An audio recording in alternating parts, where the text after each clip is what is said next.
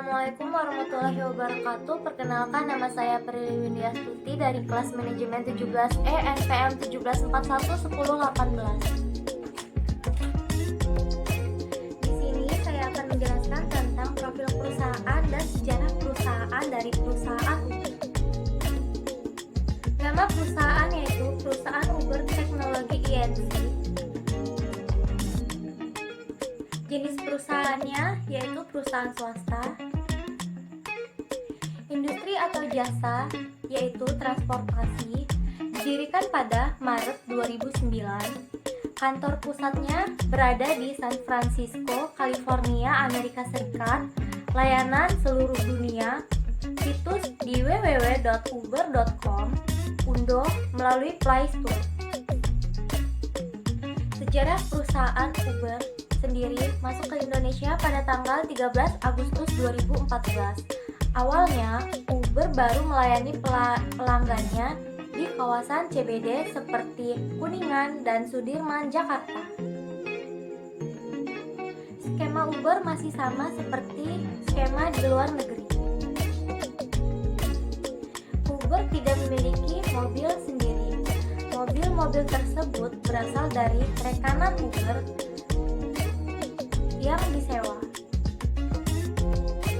Cara memesannya pun seperti sama cara memesan taksi. Pada umumnya, pengguna diminta registrasi yang berisi pada data pribadi dan nomor kartu kredit untuk pembayaran. Untuk memesannya pun cukup mengaktifkan fitur GPS dan dapat langsung terlihat mobil.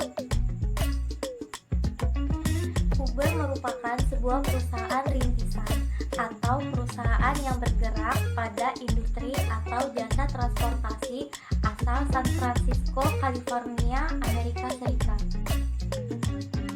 Pada tahun 2009, Uber meminta dana sebesar 1,25 juta US dollar. Uber telah memasuki kota Toronto di Kanada. Aplikasi Uber berkembang pesat ke pasar luar negeri pada tahun 2012-2013. Sekian itu tadi penjelasan dari saya mengenai profil perusahaan dan sejarah perusahaan Uber. Sekian dan terima kasih. Wassalamualaikum warahmatullahi wabarakatuh.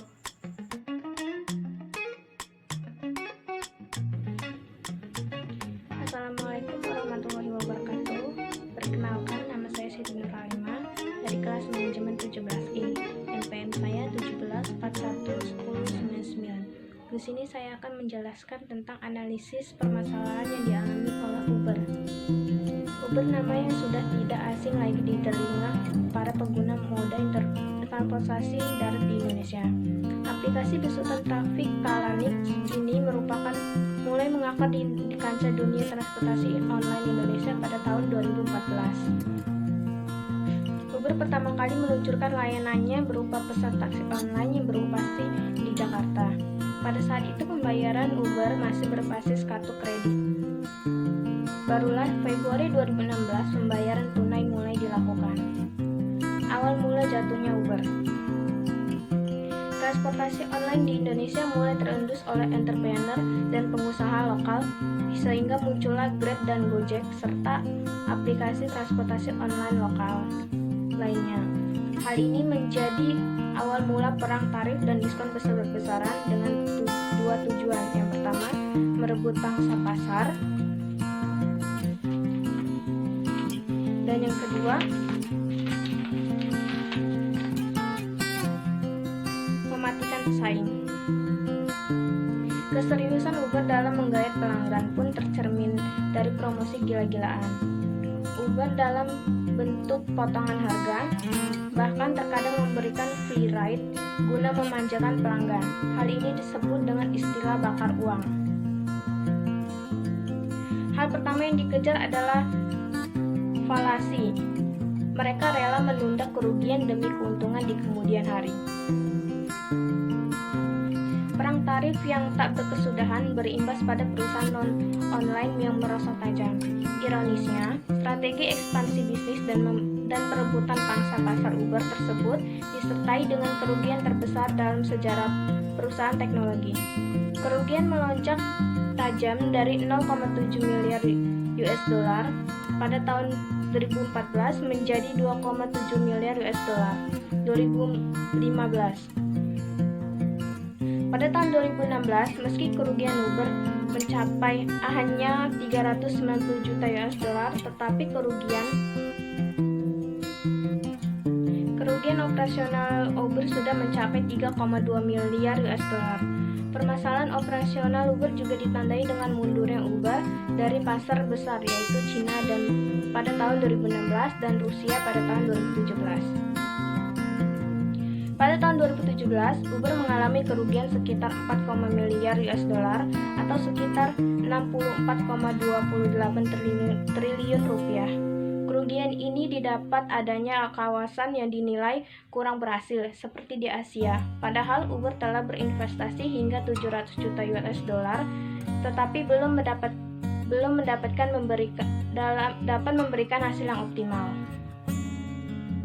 Tingginya penderitaan atas kerugian yang terus dialami oleh Uber berujung pada keputusan CEO Uber, Travis Kalanick, untuk mundur pada pasar Asia. Tepat pada tanggal 26 Maret 2018, adanya kesepakatan akuisisi oleh Grab. Melalui kesepakatan tersebut, semua aset Uber yang ada di Asia Tenggara akan dikuasai oleh Grab. Mampu bertahan selama hampir 4 tahun, Uber memilih mundur karena kesalahan strategi. Ekspansi bisnis yang terlalu push namun tak kunjung menciptakan value dan keunikan tersendiri.